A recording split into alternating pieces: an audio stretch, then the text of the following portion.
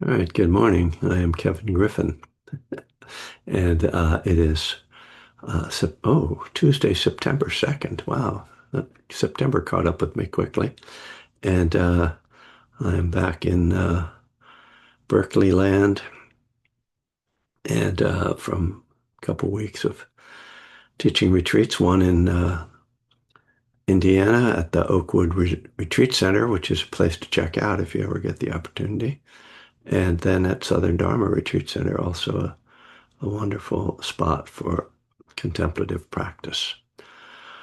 And I'm fried, but we'll discuss that later. We're going to start with 20 minutes. Well, we're going to start with me blowing my nose. So I'm going to pause. I'm going to mute myself. Then we're going to follow that by 20 minutes of meditation. I will give some guidance for this, and then I will leave some quiet time as well. So just settling back into your posture, you know, just having taught a couple of retreats, I become particularly aware of posture and watching 20 or 25 people meditating and seeing how their bodies are affecting their energy. Just a reminder that sitting upright, that really aligning the spine um, really helps the alertness and the clarity and helps you to not fall asleep when you're meditating, which is one of the hindrances to meditation. So the meditation posture isn't really kind of the way most of us normally sit. So it can take some time to find what works in that way. So take some time settling.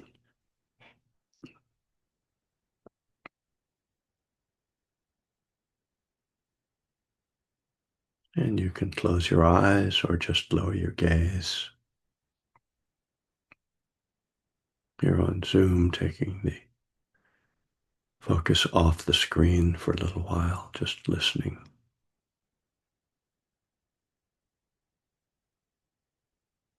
And as you do that, as you move away from the visual world, turning the attention to the feeling of the body, the feelings in the body.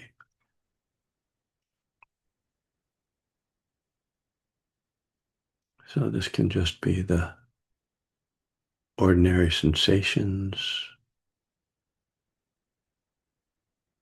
the hands or feet, the face or the shoulders, the arms, torso.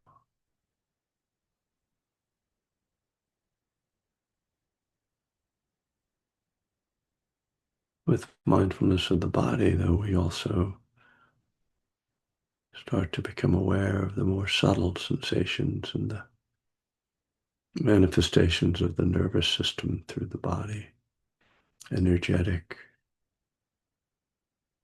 states.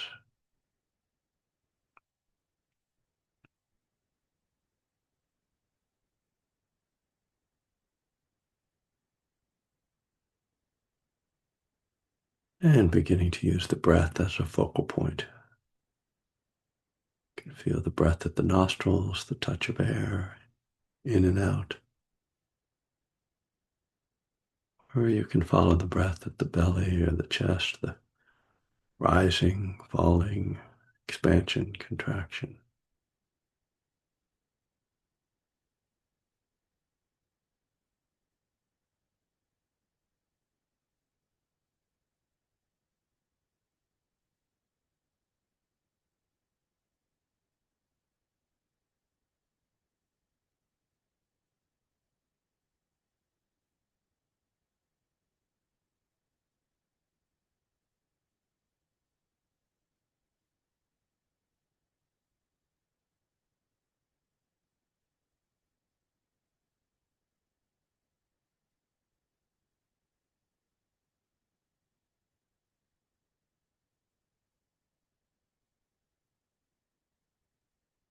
So this initial connecting with the breath and the body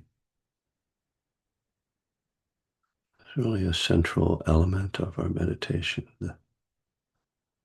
The breath is a concentration object. That's the term we use for whatever we are trying to pay attention to. And it has a few sort of aspects that are particularly useful for meditation. First of all, just its persistence. The breath is always there to some degree or another, as long as we are alive, conscious.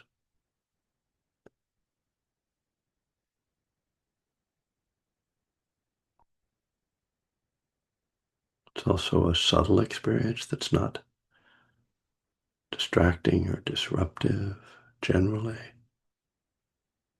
unless there's some problem with the breath.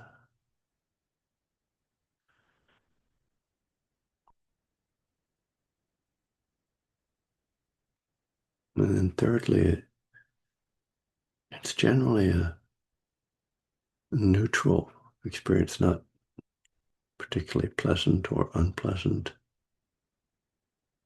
And so again, it doesn't have a distracting quality to it, that something that was very pleasant or that you would really want to hold on to, or something unpleasant that you'd really want to get rid of.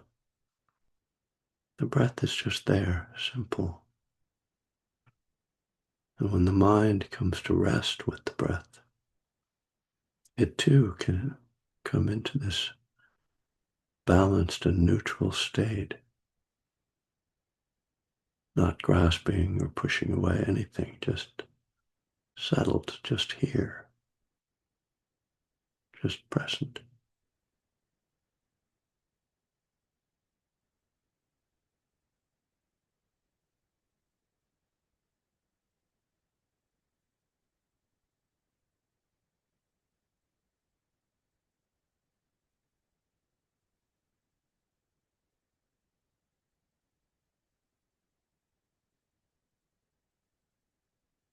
And generally, it's not suggested that we should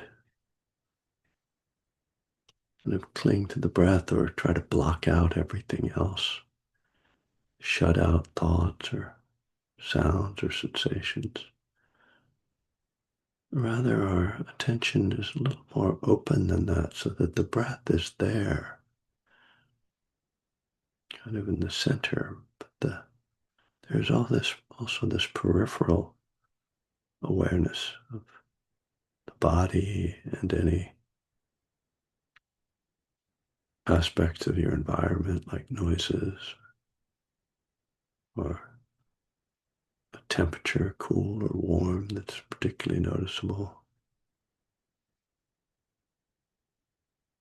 So this, sometimes called open awareness, it's not simply sitting here. There is a focus with the breath, but the mind has a quality of spaciousness.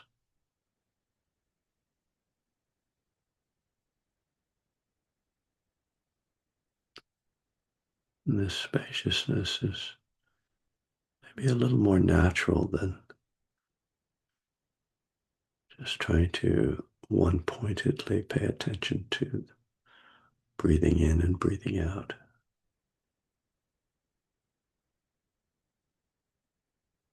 In our ordinary mental states, we're aware of various things all at once.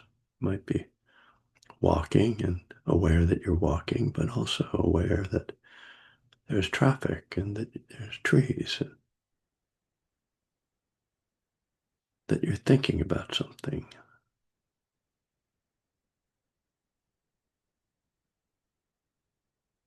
That kind of awareness can become scattered. So the breath in this practice helps us to kind of blend that natural awareness with a a more settled and focused one that helps us to stay in the present moment.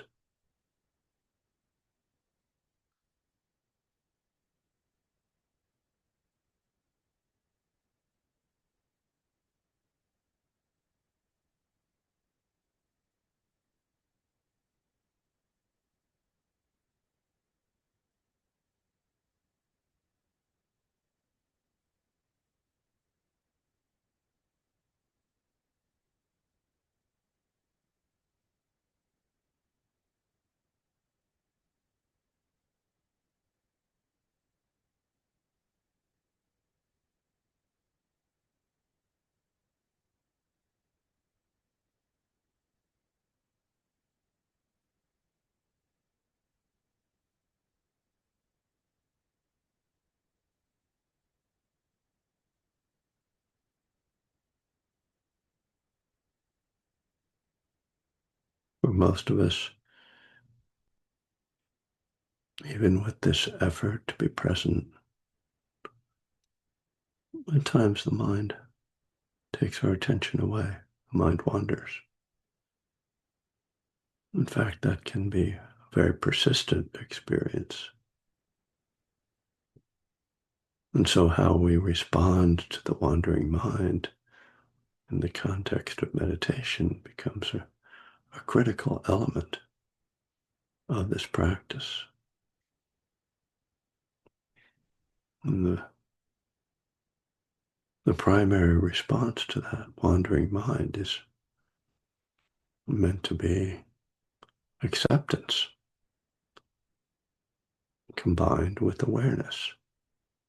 Oh, my mind is wandering, or the mind is wandering. That's okay. Let me come back now and start again. Because it's normal for the mind to be active at what humans do. But we can't expect to simply turn off the thinking mind. It's not even the point of meditation.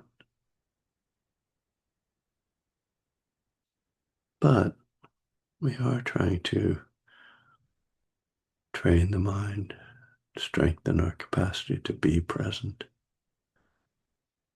So through the repetitive practice of returning in those moments when we notice the wandering mind, we strengthen this capacity and become more present generally.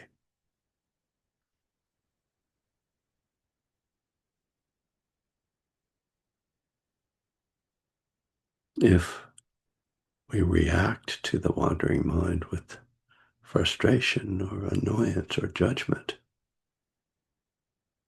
we aren't really helping the situation. We're just creating more disturbance in the mind that often triggers another series of thoughts, and off we go. And so acceptance or kindness, even forgiveness or compassion toward ourselves is a much more helpful and wise response to the wandering mind.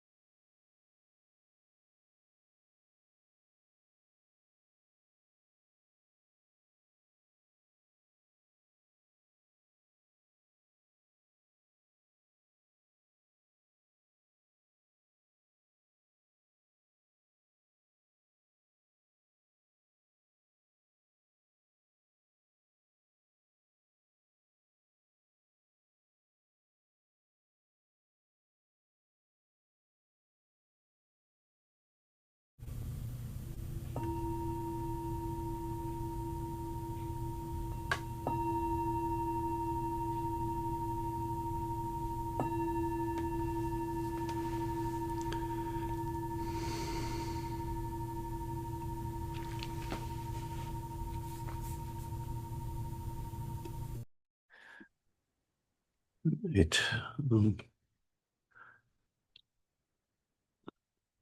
interesting that someone was asking about Pico Analio because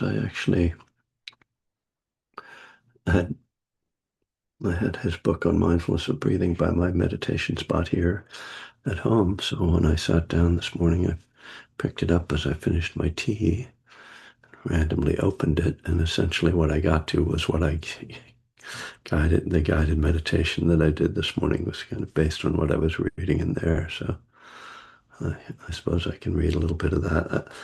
I wanted to say one of the things I am aware of is that, over the years of my practice and my recovery and my teaching, I've kind of moved more into Buddhism, and sort of that sometimes becomes and meditation, the kind of primary uh, element of my teaching, and I sort of feel like sometimes I lose the recovery part, kind of falls away a bit. So I'm just acknowledging that. I'm not saying I'm going to change, but I mean, one teaches what one is moved to teach. I think. I mean, you can just have a program that you teach, but I'm not really that kind of teacher. So, um, but I just wanted to acknowledge that, and if anybody feels sort of disappointed, I'm sorry that one would, not getting enough about recovery. Uh, you know, I guess I think about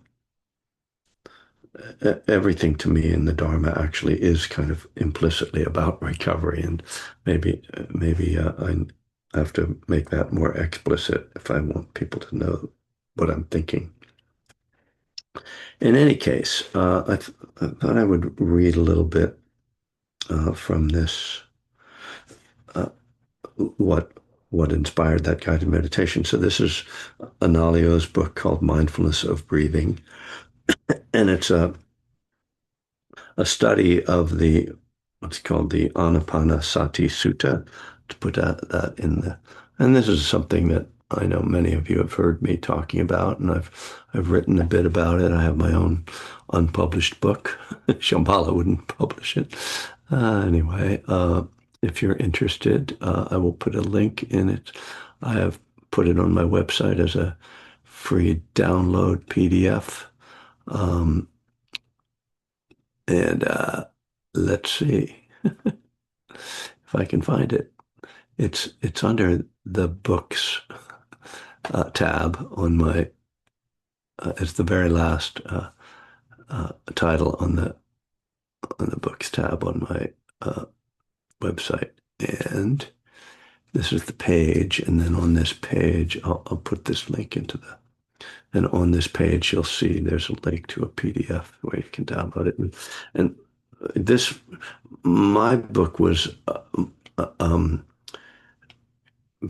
inspired because I started doing this practice about 5 years ago, uh, in a formal way, and kind of studying it. And as typically happens with me, I get absorbed into something that I want to write about it. But I felt I instead of just going off and writing my own thoughts on it, I started reading the other books that were by people who were much more experienced than me, and it started to occur to me that it was interesting, the contrasts among the different voices and different teachers and different approaches, that there wasn't one definitive way to understand the sutta, or particularly to understand the practice of mindfulness of breathing, which sounds like the simplest thing in the world.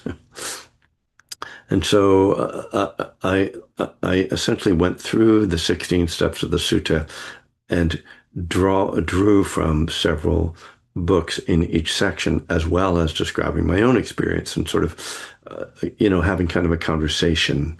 So Bhikkhu Analayo's book, Buddhadasa Bhikkhu has a book called Mindfulness with Breathing. Thich Nhat Hanh has two books on mindfulness of breathing. They were both called Breathe, You Are Alive, but they are completely different books, and the only difference in their title is that there's an exclamation point or a comma that moves, and you can look them up. One of them was published in like 88, and the other one was like much later, like in the early aughts, I think. And then there's a chapter in Ajahn Pasno's book called Nourishing the Roots, on which was actually my initial kind of inspiration because it's a very concise description of the practice. And then I also drew on the recordings of Bhikkhu Bodhi going through the sutta on his study of the Majjhima Nikaya. So all of that, if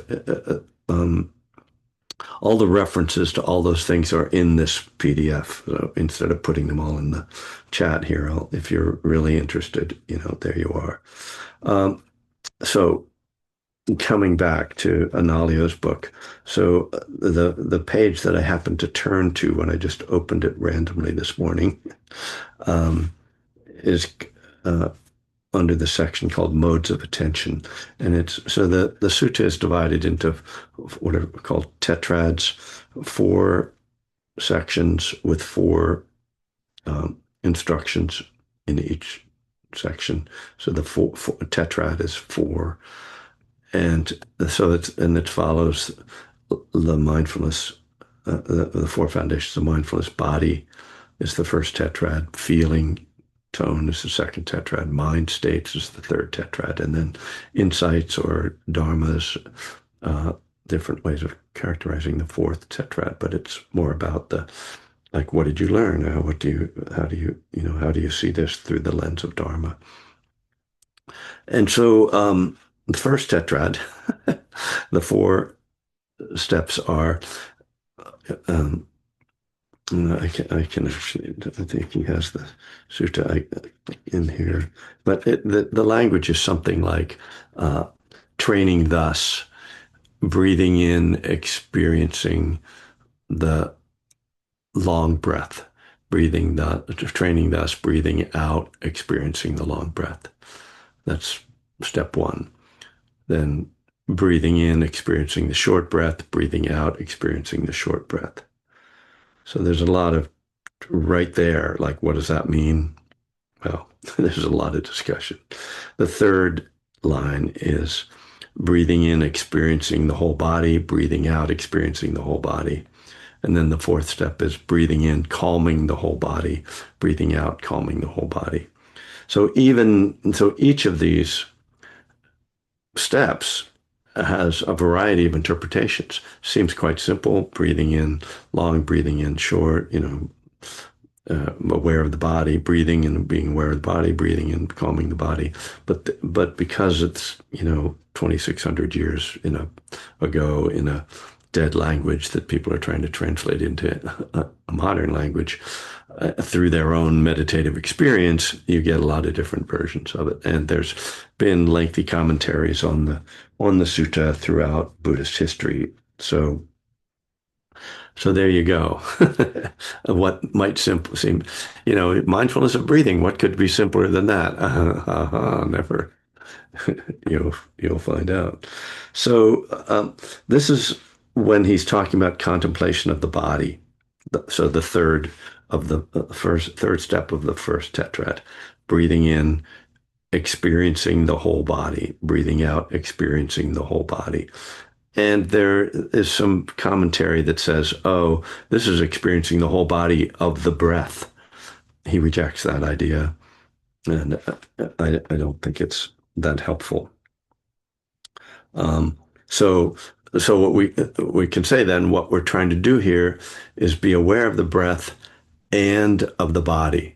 And this is a point he makes, which I think is pretty clearly true, not debatable, which is that after the first 2 steps of being aware of the long breath and the short breath, every other step in the Anapanasati Sutta is a combination of awareness of the breath and awareness of something else. So that in itself is a quite important concept, and it opens up this idea that I'm going to read to you about here. On the so if you happen to have the book, Mindfulness of Breathing, Bhikkhu Analayo. This is on page 39, under chapter 2, Contemplation of the Body, and then subsection Modes of Attention. On the interpretation proposed here, the first and second steps involve, and the second steps being the long breath and the short breath, these first and second steps involve an exercise in a more focused type of attention. Although this takes place within a continuity of whole body awareness, clearly the breath is at the forefront of attention. This is precisely what enables scrutinizing the breath closely enough to be able to determine its length. With the third step, however, whole body awareness comes to the forefront of attention, and with ensuing steps, other meditative themes. In short, the first two steps are about being aware of the breath alone, the remaining steps about combining awareness of the breath with some other meditative task, as I just said. The earlier focus on the length of the breath has the advantage of enabling a quick discerning of the mind's tendency to wander. I'm going to skip a little bit of that because I am. Okay. The progression that unfolds during the first tetrad of body contemplation can then be understood to offer us an opportunity to experiment with the skillful use of the two basic modalities of a more open and encompassing awareness and a more focused and direct form of attention. As part of the preliminary, I hope that's clear. So two modalities. One is just focusing on one thing, just breath, breathing in, breathing out, breathing in. The other is a open and encompassing awareness. So you're aware. I mean, is it possible to be aware of everything that you are taking in through the senses? Maybe you can get to that, but that's the idea. As part of the preliminary practice, an embodied awareness has been established, in particular when keeping the body erect in the sitting posture. This is to be maintained throughout, which requires at least a minimal degree of awareness of the bodily posture. So that means that if you're paying attention to the breath, you also should have at least a minimal awareness of your posture. This is something I point to, especially on retreats when people are meditating a lot, that, the body tends to slump. And as the body slumps, then energy slumps. And that's how you fall asleep in meditation. That's one aspect of it. And really probably, to me, the most important one. And so maintaining a certain awareness. So it's not just that I'm aware of the breath and the mind, but I'm also noticing, oh, what's my body doing? Am I, and I personally have a lot of trouble maintaining an erect posture. And I see people who seem to be able to really stay in that posture. There was one person who was actually managing this retreat we were on, who seemed to have a really strong. Whenever I looked at him, and I do sort of survey the room when I'm teaching retreat, not constantly, but from time to time, he just seemed to really hold that posture. Whereas I find myself repeatedly, my head starts dipping, my shoulders start collapsing, and I gently bring myself back up, because this is an invitation to a dull and sleepy mind. Okay. Within that field of whole body awareness, a stronger focus during the first two steps enables clearly discerning the length of the breath. Okay. Once such focus has fulfilled its purpose of providing some degree of absence of distraction, so once you've just focused on the breath for a little while and gotten things to quiet down to some degree, practice returns to giving full emphasis to an encompassing and broad type of awareness with the third step. Throughout the remainder of the 16 steps, the breath is simply noted as going in or out without any further concern about its length or other qualities. Okay, here we go. Focused attention and peripheral awareness, considered on their own, make distinct contributions to our mental experience.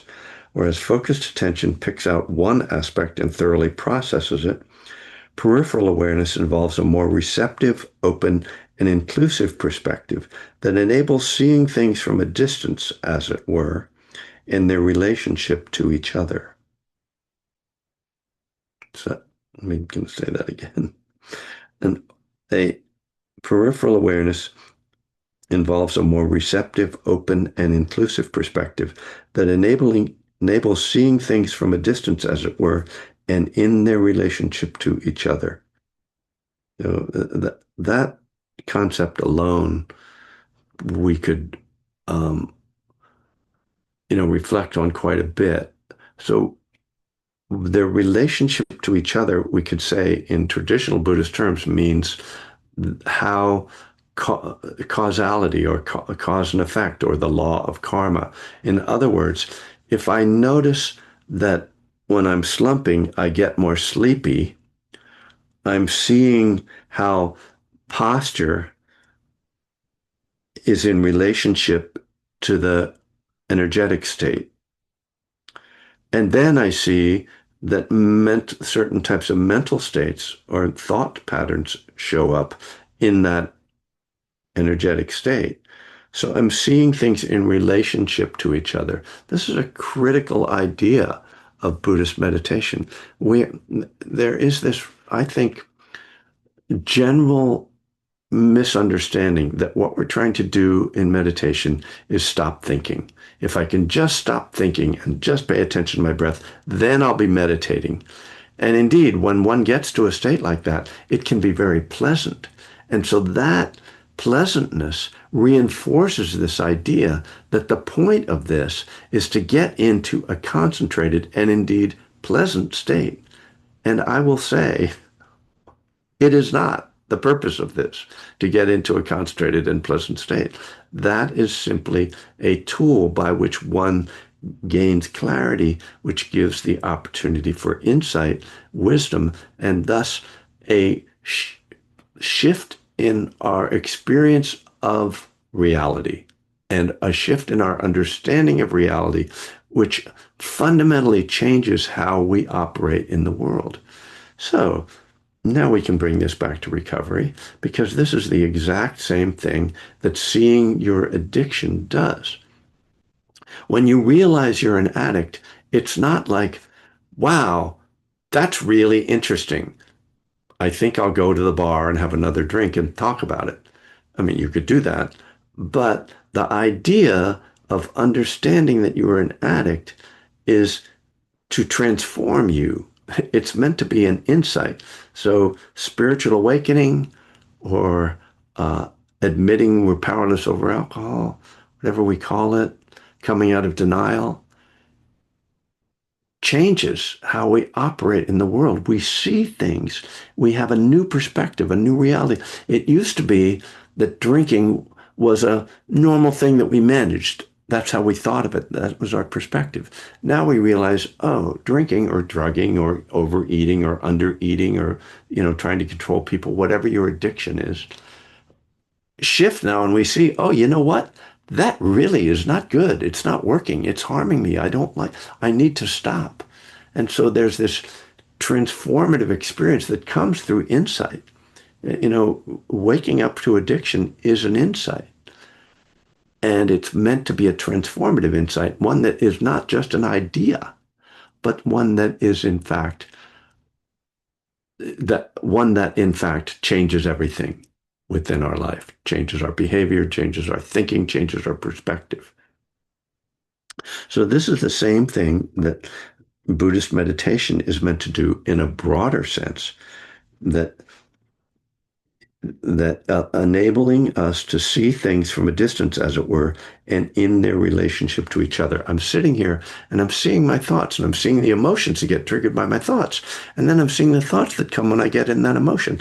Like what yesterday, as I realized I was seeing these really like difficult and sometimes unpleasant and unhelpful thoughts arising in my mind and moods. And I realized I'm really tired. I am drained from teaching 2 weeks of retreats and traveling and not getting enough sleep. So I don't have to, and then my mantra is don't be an asshole, which is one of my mantras, when you're when you realize, oh, the reason I feel like, you know, everything sucks is because I'm tired. And so I'm seeing the relationship, as this sentence says, between my physical state and my mental state, my emotional state and my physical state, my thought, my thinking and my energy. And that then saved me. I was less of an asshole. I don't, I won't, I'll let others determine if I was an asshole, but I didn't think I was an asshole. When I say that, there was a guy. No, can I do it? Let's see. I'll give myself 2 minutes for this story. There was a guy in my hometown, in the Lehigh Valley, let's say, which is Bethlehem and Allentown in eastern Pennsylvania. There were a lot of musicians. Growing up, there were a ton of bands, and that was the way it was in the 60s. Everybody played a guitar and joined a band. And there was this one guy. I don't know what his real name. I think his real name was Steve. I wish I knew his last name because I would love to try to find this song. But he was known as Dirt. I don't know how you get a name like that, but he was known as Dirt. And he had a song. He wasn't somebody I thought of as a musician, but one time I was in a club and he was playing, and he had a song called "I'm an Asshole," and it was funny as all get out because the hook was like, he would, I don't remember the verses, but it would conclude like, because I'm an asshole, do do do do do do do do do do do, but you're an asshole too.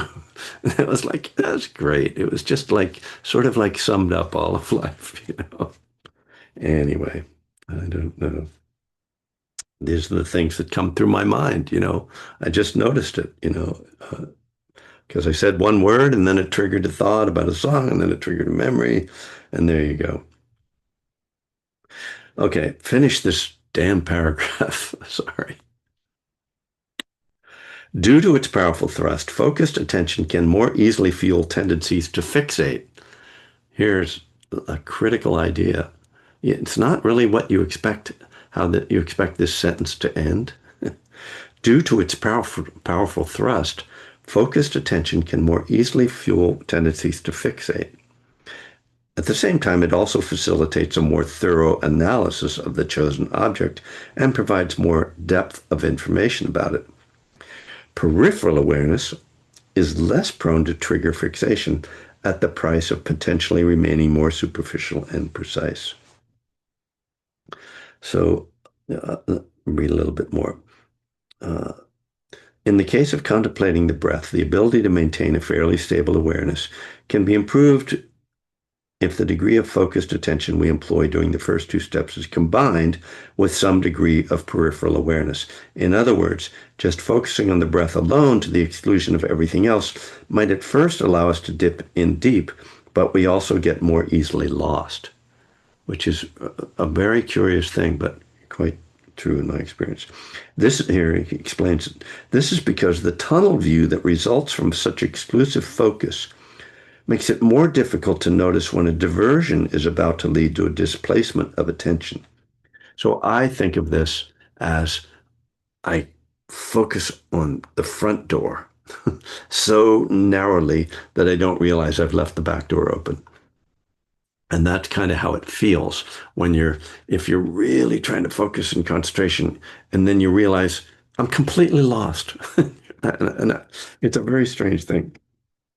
So this idea of peripheral awareness, let me give there's a little bit more underlined. So let's see what I underlined. Excuse me.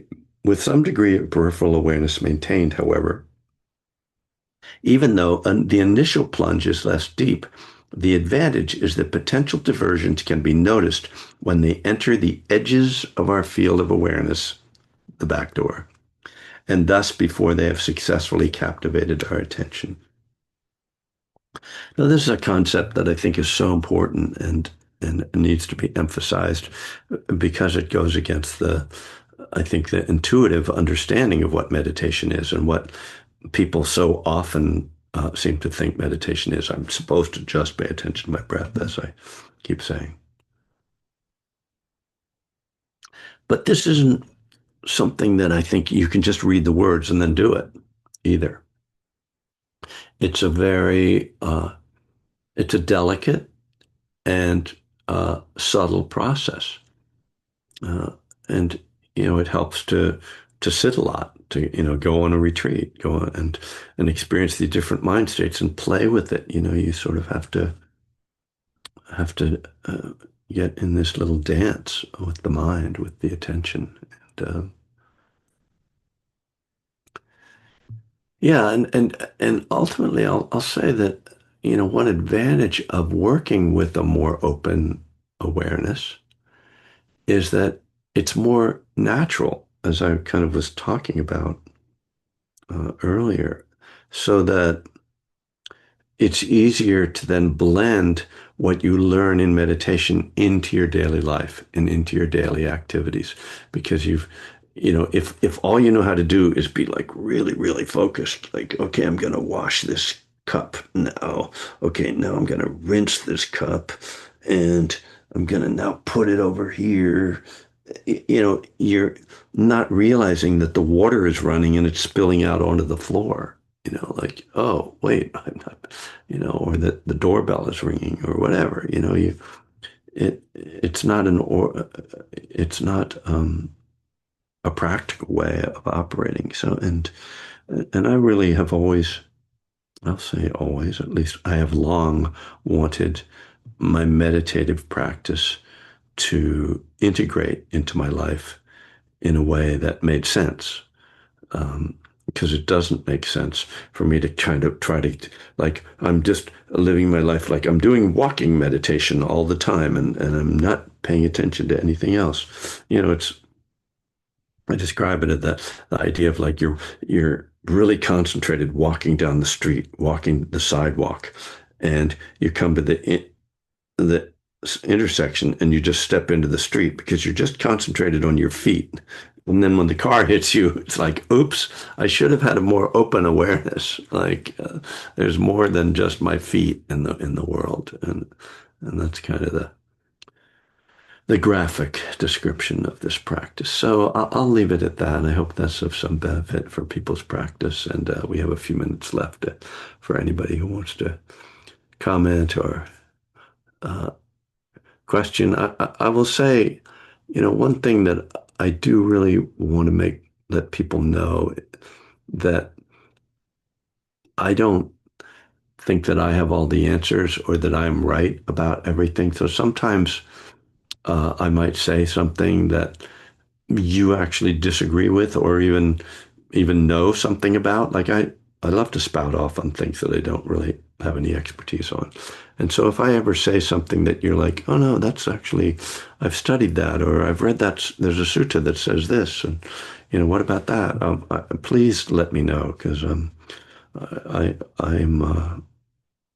want to do a good job at this, and I don't have all the answers. In any case, if anybody has a comment or a question, please,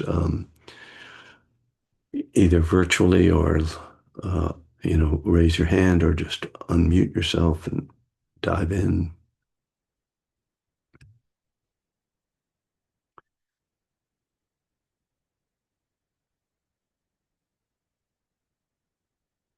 Wow, it was that boring, huh? I take this very personally. It must have been, or else it was so perfect and concise. There's nothing else to say. That makes sense. I think I'll take that interpretation. Oh, Monica, thank you for bailing me out, not leaving me alone here. I was just going to share. You chose that very. I think you grew up in a really fun place of the country because Martin Guitars, the Yes, factories that's right true. there in Nazareth. Bethlehem. Yeah. Yeah. And that's how, Robbie Robertson got the first line to the weight. He had a Martin guitar and he was looked inside and he said, "Oh, I rolled into Nazareth," because it says inside it, Nazareth. Oh, made. sorry, it's Nazareth. I keep thinking it's Bethlehem. Uh, that Well, it's is all part of the so Bible. cool. It's a very biblical area of the country. Well, it's so cool that happened. But the the retreat I was on, they had like a little talent show, and this one guy comes up and plays, I mean, beautiful classical position Wow. and technique and everything. A song he wrote when he was much younger about the light bulb in his room because he was growing pot with it. It was super. I mean, Oh, a okay. bunch of us who understood, we almost fell on the floor. It was so funny. Uh, Is this the but reference that, to the asshole song? Is that? yeah, it is. It Okay, I is. just was Yeah. trying to make the connection of No, what you're doing. I don't connect things very well, but Okay, so if no, you no, can it's fine. follow, you're doing Yeah, good. thank you. But great. I love always hearing your teachings, but also from others. So Yeah, um yeah, I think it's going to be what I'm going to which do what from was now the on one is I read other people's particularly books. have trouble with not staying asleep all the time, and I try to open my eyes every Yeah, yeah, 10, 20 breaths, but yeah. That's um very wise. I recommend it. I open my eyes quite a bit when I'm meditating. yeah, because it's you get so relaxed, your chair starts Yeah, to feel good. you So you could also sit in a less comfortable chair. I mean, yeah, not I that I'm could trying to do create that. pain, but something. I mean, I actually just have like a metal folding chair that I have some cushions on, and it's not for teaching. This is an old, but yeah, that's something, and I think that's one of the problems with Zoom, frankly, that people are like at home on their couch, and meditating on your couch is not like very productive of I think alertness. there's I was talking about this with somebody else, but the Zoom fatigue. Zoom teague. Also Zoom Okay. fatigue. Yeah, I got I it. tried to, that's why I'm wearing light blocking glasses because I think Uh, there's a good deal of it. You have to yeah, take care of yourself. But yeah, I liked that reminder, and I will be, that helped me a lot. good. Um, they what was it? You also connected karma to. Anyway, I forgot. Right. I can't read my notes. Observing the interaction of things in your Yeah, and that as was you're really meditating. helpful too. Yeah. Yeah, yeah, It's all I anyway, I just love all the different how many different viewpoints there are in the Anapanasati yeah, yeah, Sutta. Yeah. yeah, And that's I think it's important to, you know, simulate as much as you can on that yeah, particular sutta. Yeah, yeah. thank you. Thank you. Thanks, Blessings. Monica. Nice to see you again. Yeah, thanks. Um, Deborah C. Hello. Hello, can you hear me? Yes, indeed. Okay, I do really good with analogies. Hi, John. Um, um, so the analogy about washing the glass and drying the glass, and then you may miss the fact that the sink is overflowing. Well, can you give me a quick, short analogy or explanation of if we're focusing too much on the breath, Right. like what are we maybe missing with the peripheral? Because that part I haven't learned about or at Well, all. yeah. I, at the end of the day, this is something you need to just try and experience. But what happens is that uh, you can actually wind up that you're thinking, there's thoughts going on, and you feel like you're totally focused on the breath. And as I say, it's something you can only sort of experience. It's hard to even, it doesn't make sense when we talk about it, but that's what happens. So I mean, you're also missing, the what's happening energetically in the body. Like I was talking about falling asleep. You might be like, I'm really concentrated on my breath, and not realize that you're falling asleep. Not realizing that your posture is slipping. Not or more commonly, particularly with fixation, as Nalio describes it, is that you won't notice that there's actually a tension. That's two words, not you know, a Oh. tension, that there is tension in your body and in fact in your mind of this fixation of I've got to hold on to the breath. So there's this background sense of I have to do this. This is the right way to do it, and my mind is slipping, and I've got to come back. And so there's this whole striving that happens that we don't necessarily see because we're just like I'm just supposed to pay attention to the breath. So there's a lot that's going on in the mind and body when we sit down, and no doubt it's easier to see it all if there's a certain degree of calm, as he says. But if we try to make that calm into this like laser focus, then it brings in these other like issues and problems that arise. Okay, so I it's don't know if there's no analogy there.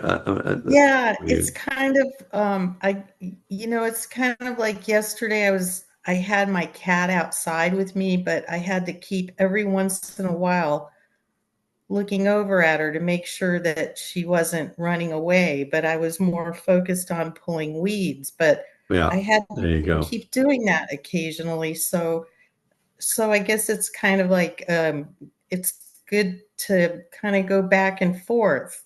I mean, you've talked about the electricity in our body, and Mhm. Yeah, there's times when I'm meditating where I can literally feel it in my fingertips and stuff. And yeah, I used to just not even know what that was, yeah. Yeah. Well, today was good, and I thank you for being here after all that traveling. And I just got back from Santiago, Chile, and I know Ah, what those long beautiful. flights do to you. You're Yeah, gonna be messed up for a day or two. So yeah. thank you for being here. Thanks, Deborah. All right, folks. We've passed the top of the hour, as they say on the radio. I guess that's like based on like if you have a clock and like the 12's at the top and the 6's at the bottom. But since people don't really have those things anymore, I have to explain it to the young people out there who've never seen a clock. They've only ever seen numbers. Okay, I'm going to go. Thank you for showing up. I will be back on next Tuesday, and between now and then, I don't think I have to teach at all. It's great. Just try to get, try to become a better golfer. That's Don't be an asshole. and try to not don't be an asshole. Thank you. I think it's a mantra for all of us. Yeah. Thank you. Namaste. Blessings. Bye Thanks, bye, Kevin. folks. Thanks. Bye. Bye. I'm going to put things on YouTube today. That's my project for the day. Catch up with that. Get the